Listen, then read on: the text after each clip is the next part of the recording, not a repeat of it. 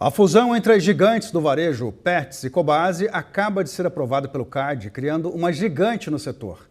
O movimento gerou discussões sobre concorrência e também sobre investimentos. Para entender melhor esse impacto, eu converso agora com o Denis Morante, que é sócio fundador da Forteza Partners. Denis, bom dia para você, seja bem-vindo ao Real Time. Obrigado, Marcelo, bom dia. Bom, de que maneira você acha que a fusão entre a Petz e a Cobasi pode afetar a concorrência no mercado de pet shops no Brasil? Vamos lá, Marcelo, esse é um movimento que era esperado há muitos anos, né? Mais ou menos aí, eu estou no mercado de fusões e aquisições há mais de 20 anos, eu mesmo tive a oportunidade de conversar sobre esse assunto com esses dois empresários, o Sérgio e Paulo, há mais de 15 anos atrás. Então, é algo que estava na pauta há muito tempo, né? Porque esses dois grupos não poderiam se juntar. E agora, finalmente, se juntaram, vai se formar um grupo aí que provavelmente não deve superar de 10% a 15% de market share no Brasil, o que, segundo parâmetros do CAD, ainda é aceitável do ponto de vista de concentração. Eu acredito que, apesar de, num primeiro momento, muita gente achar que isso prejudica, minha visão ela é mais otimista do que isso. A partir do momento que você tem duas grandes forças bem organizadas, de uma certa maneira, como alocação de capital e eficiência para o Brasil, vão sobreviver os competidores competentes, né, com bastante eficiência. Então, de uma certa maneira, vai puxar a barra para cima de todos os competidores. Eles vão ter, sim, espaço para se proliferar pelo Brasil, eles já estão por aí em várias das regiões do Brasil. Petz e Cobasi não dominam o Brasil inteiro ainda, estão muito mais concentradas no Sudeste, apesar de terem lojas em outros lugares. Então, acredito que para o Brasil acaba sendo positivo, porque os concorrentes que ficam têm que se renovar, têm que se inovar e buscar mais competência para poder competir com essa grande força. Então, na minha visão, como país, apesar de muita gente se amedrontar num primeiro momento, vai fazer um bem imenso para esse setor no Brasil no médio prazo. Embora o CAD tenha aprovado, Denis, essa fusão, que pontos você acha que ainda podem gerar preocupação aí do ponto de vista da concorrência? Vamos lá, ainda existem, Marcelo, 15 dias aí de prazo para haver oposições, né? Eu te diria que, pela minha experiência nesse mundo, não deve haver tantas, porque os opositores já tiveram todo o tempo do mundo para se opor ao longo do processo de análise pelo CAD. Então, não acredito que agora, nesses 15 dias, apareça mais alguma coisa, um elemento de surpresa. Passados os 15 dias, o negócio é implementado, ela se torna uma só, né? Então, obviamente, que deve haver bastante preocupação do ponto de vista da mão de obra, né? Eu acho que os médicos veterinários vão ter bastante preocupação, porque vai haver uma consolidação também no mundo deles, né? Tanto Petz quanto Cobasi têm centros de serviços, têm hospitais. Do ponto de vista dos concorrentes, como eu disse para você, eles vão ter que correr atrás, né? Vão ter que buscar inovação, vão ter que buscar se solidificar para poder enfrentar essa força, que vira uma força grande, quer queira, quer não queira, mesmo estando abaixo dos parâmetros do CAD de concentração, é uma empresa grande. Então, eu como um empresário nesse setor, ou como um fundo investidor nesse setor, eu estaria mais atento a solidificar minha empresa. E com relação à mão de obra, obviamente, eles vão ter uma concentração de empregador e também, como em tudo, vão ter que buscar inovação, vão ter que buscar mais conhecimento para superar as dificuldades que talvez venham aparecer para eles na obtenção de empregos no futuro.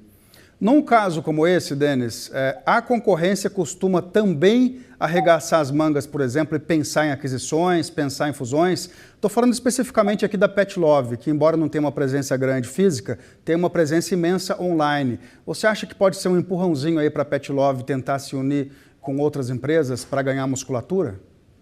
Marcelo, sua pergunta é ótima. Sem dúvida, a resposta ela é sim, porque é um movimento de proteção, né? Você tem outras redes, uma rede, por exemplo, na região de Campinas, que se chama PetCamp, que já recebeu investimento de um fundo de private equity também, assim como a Pets tinha recebido, né? Ela se chamava Pet Center Marginal, se a gente não esquecer. Também recebeu aporte de um fundo de investimentos, depois se listou. Então, provavelmente, Petlove e outros concorrentes de outras regiões também deveriam fazer alguns movimentos para poderem se colocar à frente dessa nova força que se formou, Petz Cobasi, que, como disse, vão ter mais de 500 lojas, devem chegar a 600 lojas. No anúncio da operação, elas tinham 252 e 242, mas o anúncio foi em 2024, então elas já devem ter mais do que isso. Eu imagino que empresários do setor também vão buscar movimentos de proteção, como você bem perguntou. Como é que você acha que está o apetite dos grandes fundos estrangeiros e também dos investidores em venture capital nesse setor de varejo brasileiro? Porque a gente sabe que o varejo no Brasil é um terreno um pouco acidentado, né? Ele continua, eu te diria que o apetite nesse momento ele está de morno para frio, porque muitos fundos de private equity investiram em redes de varejo, né?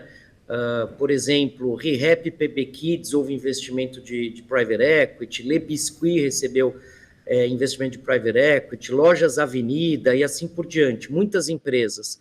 E houve uma certa ressaca de uma maneira geral, né?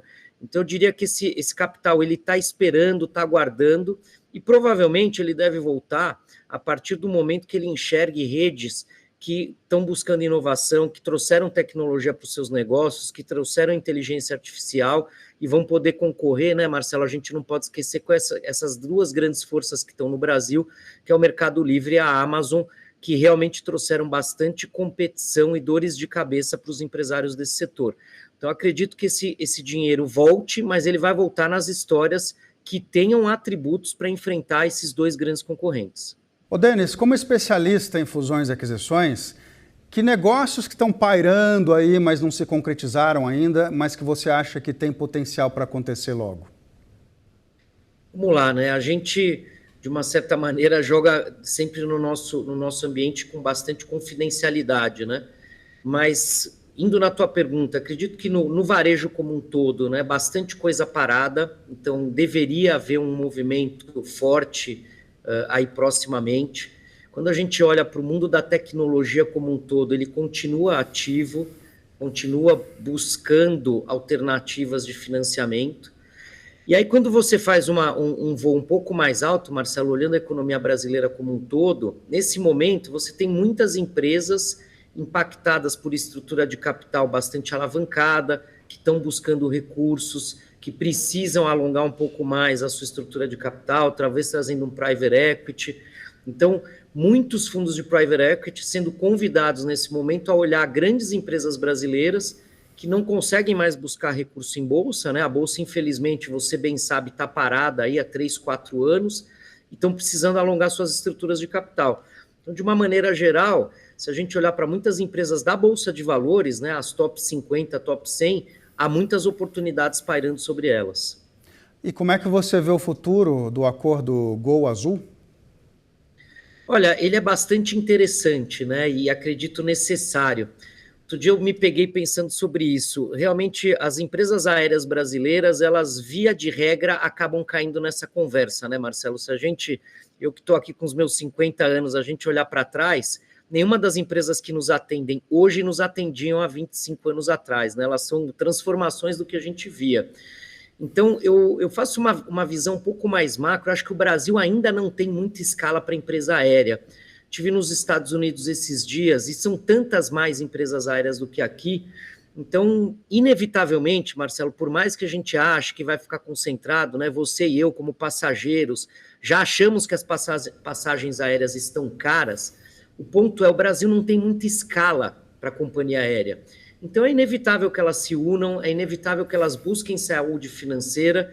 E cá entre nós, como um consumidor, eu prefiro pagar um pouco mais caro, mas ter certeza que essas empresas estão saudáveis e cuidando da manutenção das suas aeronaves, da sua força de trabalho, do que querer ter um preço mais acessível de passagem e que isso não represente risco lá na ponta, né?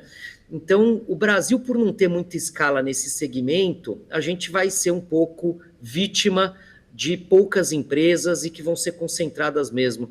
Acho que tem horas que a gente tem que fazer uma leitura um pouco mais ampla do país onde a gente está, né? Tem setores onde a gente não tem tanta escala e a gente vai cair em concentrações inevitáveis.